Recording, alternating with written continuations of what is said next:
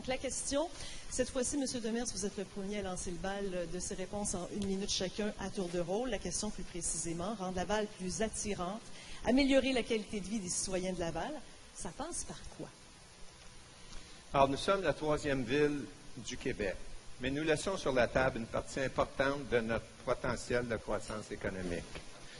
Nous avons le pouvoir d'attirer des événements de niveau national et international. Québec le fait. Il suffit d'avoir une volonté politique. Je ne crois pas que l'exode des jeunes soit un problème à Laval. En effet, Laval a un sol migratoire positif pour les jeunes de 0 à 19 ans et ceux de 30 à 49 ans. J'ai quand même un projet pour garder les jeunes chez nous. Je vous ai parlé plus tôt de la création d'une cité technologique. Mais pour entrer dans cette nouvelle ère, pour retrouver la fierté, Laval doit compter sur des dirigeants crédibles parce que nous aurons des choses à prouver. Notre ville a une confiance à regagner et j'y travaillerai pour la ramener. Merci. Merci, M. Demers. M. Gobet, c'est votre tour.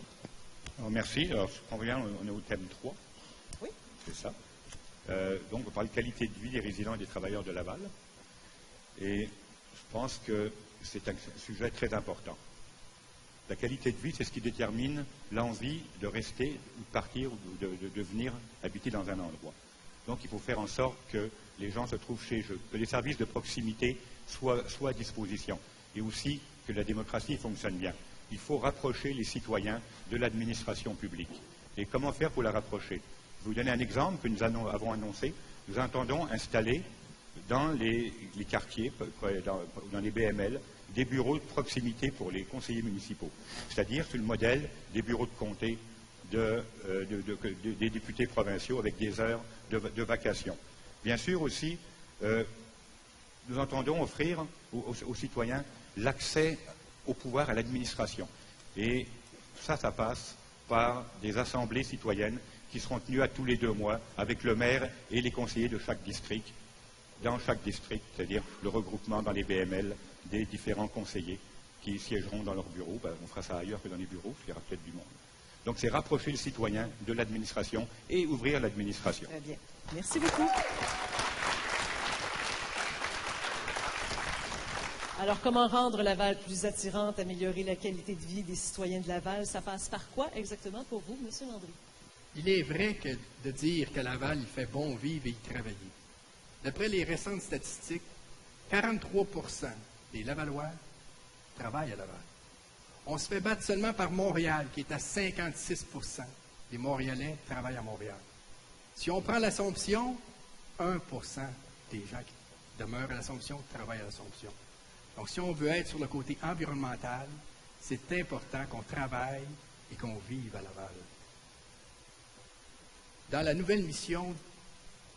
notre nouvelle mission de Laval, avec son e-pôle, je reviens encore avec ça, et son enviropôle, nous devons absolument multiplier nos efforts et bonifier les différents services offerts par notre ville.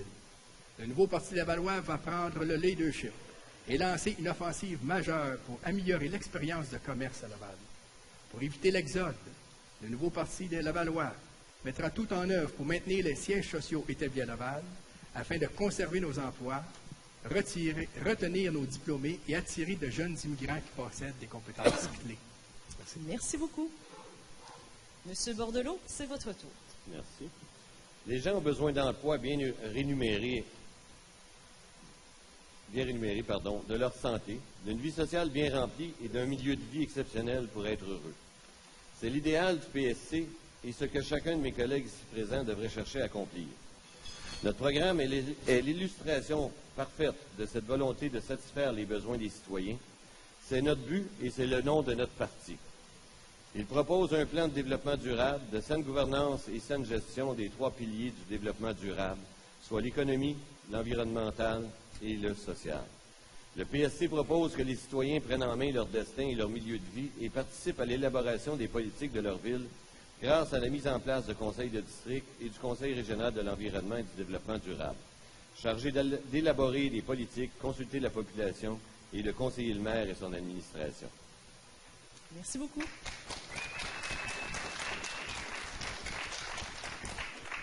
Madame Lebel.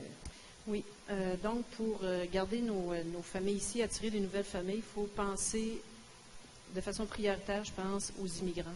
Il y a 32 des gens à Laval qui sont allophones. Donc, ces gens-là, c'est des gens qui vont vivre dans les quartiers, qui vont donner la couleur au quartier. Au niveau de la culture, il faut favoriser ça. Il faut travailler au niveau de l'accueil. Ça prend donc des services de proximité. On parle donc de garderie, on parle d'école, de logement et aussi et surtout d'emploi. Sinon, ils ne resteront pas, ces gens-là, comme nos jeunes, comme mon garçon qui vit maintenant à Montréal. Quand on parle d'emploi au niveau de la clientèle immigrante, il faut travailler avec des comités qui existent déjà. Il y a déjà des choses qui existent beaucoup à Laval, avec le comité des passerelles, entre autres. Il faut travailler au niveau de la francisation. Il faut rapprocher aussi les citoyens. On parle d'information, comme le disait tantôt M. Gobé.